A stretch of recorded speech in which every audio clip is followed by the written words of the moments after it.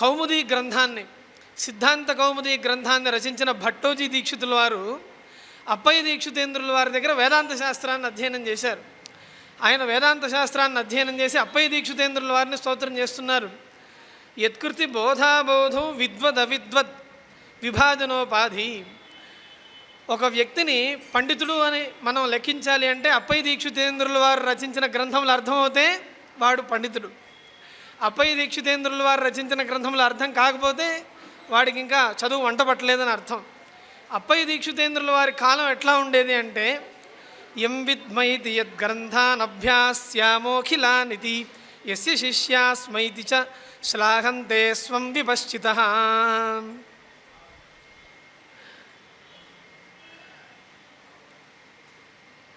నీలకంఠ దీక్షితులు అని ఒక మహాపండితుడు, ఆయన నీలకంఠ విజయ చెంపు అని ఒక గ్రంథాన్ని రచించారు. ఆయన అప్పయ్య దీక్షితేంద్రుల వారికి బంధువు. ఆయన అప్పయ్య దీక్షితేంద్రుల వారిని గురించి చెప్తూ అప్పయ్య దీక్షితేంద్రుల వారి కాలంలో ఈ మాటలు వినిపిస్తూ ఉండేవిట. పండితులందరూ కూడా వాళ్ళను గొప్పవాళ్ళము అని అనిపించుకోవడానికి ఎం విద్మైతి, అయ్యా మాకు అప్పయ్య దీక్షితేంద్రుల వారు తెలుసు, అంతేకాదు మేము అప్పయ్య దీక్షితేంద్రుల వారి పుస్తకములన్నింటినీ కూడా మేము అధ్యయనం చేశాం, మేము అప్పయ్య దీక్షితేంద్రుల వారి సాక్షాత్ శిష్యులము అని వాళ్ళందరూ కూడా విద్వన్మూర్ధన్యులుగా చలామణి అవుతూ ఉండేవారు అని ఆయన యొక్క ప్రశస్తి. ఈ అప్పయ్య దీక్షితేంద్రుల వారు ముట్టుకోని అంశం లేదు.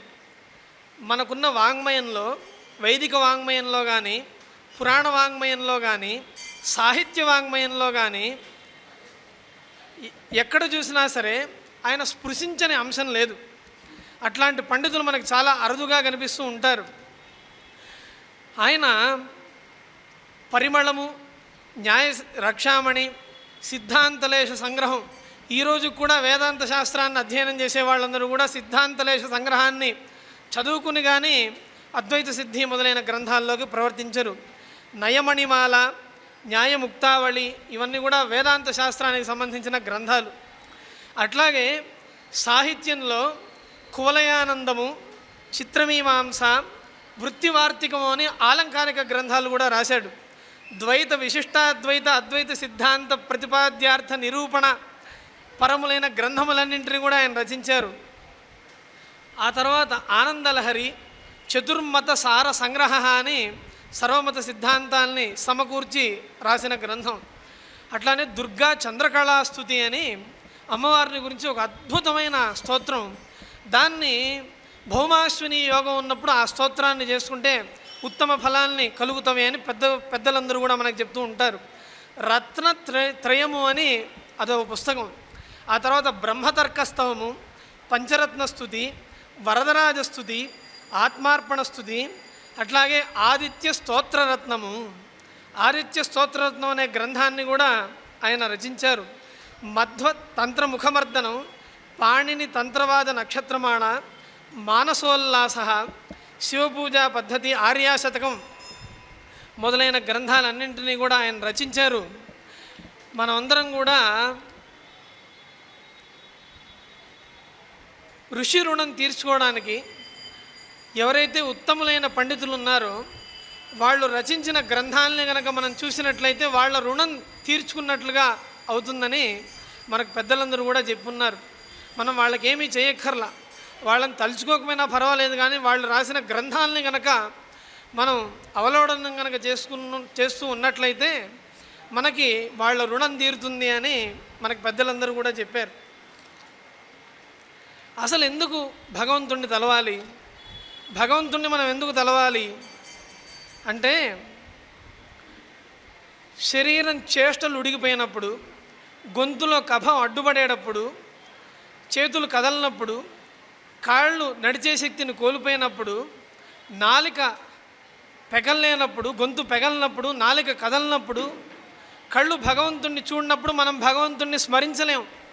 కాబట్టి మనకు అన్నీ బాగున్నప్పుడే మనం భగవంతుణ్ణి నిత్యం స్మరిస్తూ ఉండాలి. ఓ కృష్ణ, నీ పదపంకజము అనే పంజరంలో ఇప్పుడే నా మానస రాజహంస కూర్చునుగాక అని అందరూ కూడా ప్రార్థిస్తూ ఉంటారు. అట్లా ఉద్ఘాట్య యోగ కలయా హృదయాబ్జకోశం ధన్యైశ్చిరాదపి యథా రుచి గృహ్యమాణః యః ప్రస్ఫురత్యవిరతం పరిపూర్ణరూపః శ్రేయస్సమే దిశతు శాశ్వతికం ముకుందః. ఇది అప్పయ్య దీక్షితేంద్రుల వారు వరదరాజస్తుతి అని కంచిలో ఉన్న వరదరాజస్వామిని కీర్తిస్తూ రచించిన శ్లోకం. ఉద్ఘాట్య యోగ కలయా హృదయాబ్జకోశం ధన్యైశ్చిరాదపి యథా రుచి గృహ్యమాణః యః ప్రస్ఫురత్యవిరతం పరిపూర్ణరూపః శ్రేయస్సమే దిశతు శాశ్వతికం ముకుందః. ఈ యొక్క శ్లోకం అర్థాన్ని కనుక మనం జాగ్రత్తగా విన్నట్లయితే అప్పయ్య దీక్షితేంద్రుల వారు ఏంటి అనేది మనకు అర్థం అవుతుంది. ఉద్ఘాట్య యోగ కలయ, పూరకము, రేచకము, కుంభకము మొదలైన ప్రాణాయామ సాధన చేత హృదయాబ్జ కోశాన్ని, హృదయం అనే తూడుని, తామర తూడుని ఉద్ఘాట్య అనగా వికసింపజేసి ధన్యైశ్చిరాదపి యథారుచి గృహ్యమాణః.